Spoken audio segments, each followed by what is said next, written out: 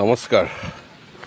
এতিয়া মই কামাখ্যা মন্দিৰৰ প্ৰাংগণত আছোঁ আৰু ইয়াৰে পৰাই মই অহা 22 তাৰিখত হ'বলগীয়া যি মহা অম্বুবাচী মেলা, সেই মেলাত মই সকলো ৰাইজক শুভেচ্ছা জ্ঞাপন কৰিছোঁ আৰু যি আমাৰ ভক্তগণ আছে তেওঁলোককো আমি শুভেচ্ছা জ্ঞাপন কৰিছোঁ আৰু ভক্তগণেৰে আমাৰ যি কামাখ্যা মন্দিৰটো গোটেই অসমখনৰ যি গুৱাহাটীত সকলো শৰণাৰ্থীয়ে আহি যি এটা পৰিস্থিতি বা যি এখন মেলাৰ আমি দেখিবলৈ পাওঁ বা আশীৰ্বাদ পাওঁ, গতিকে তেওঁলোকক সকলোকে নিমন্ত্ৰণ জনাইছোঁ, আহক সকলোৱে গোটেই ভাৰতবৰ্ষৰ পৰা আহক।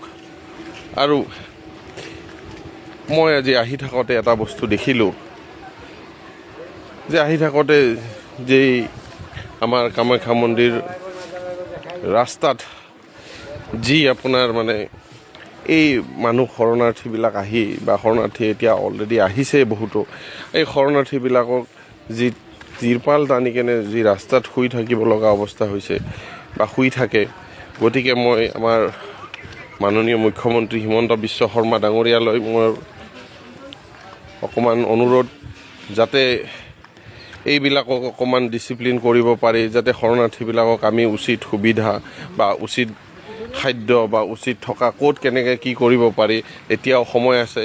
গতিকে মুখ্যমন্ত্ৰীলৈ মই অনুৰোধ, যাতে আমি প্ৰতি বছৰে দেখা পাওঁ। মইতো প্ৰতি বছৰে কামাখ্যাত যেতিয়া এই অম্বুবাচী মেলা হয়, সেই মেলাত মই আহোঁ আৰু মেলাত মই দেখা পাওঁ যে মেলাত যেতিয়া আহোঁ সদায় ৰাস্তাত মানুহ তাতে ৰাস্তাতে বহি শুই আছে বা ৰাস্তাতে খাই আছে, কোনো ডিচিপ্লিন নাই। গতিকে মই অলপ অনুৰোধ জনাইছোঁ যাতে আমি কিবা এটা এনেকুৱা কৰিব পাৰোঁ যাতে বাহিৰৰ পৰা যিবিলাক শৰণাৰ্থীবিলাক আহে বা বাহিৰৰ পৰ্যটকবিলাক আহি কেনে ইয়াত যাতে এটা ডিচিপ্লিনময় পৰিৱেশ দেখে।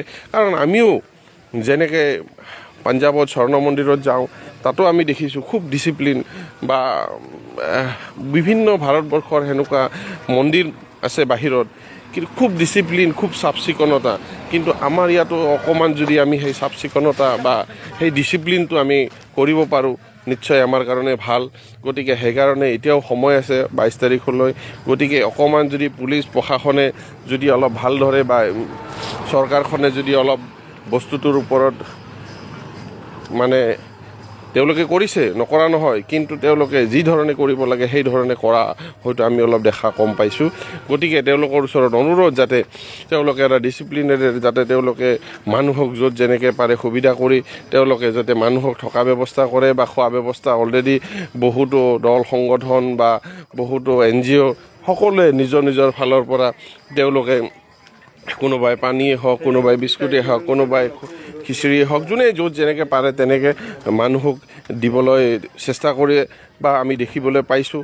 আৰু চৰকাৰৰ ফালৰ পৰাও যদি অকণমান সেই যে মানুহ শৰণাৰ্থীবিলাক যে ৰাস্তাত তিৰপাল টানি যে শুব লগা হয়, তেওঁলোকক যাতে কিবা এটা ব্যৱস্থা কৰিব পাৰে, এইখিনি মোৰ চৰকাৰৰ ওচৰত অনুৰোধ।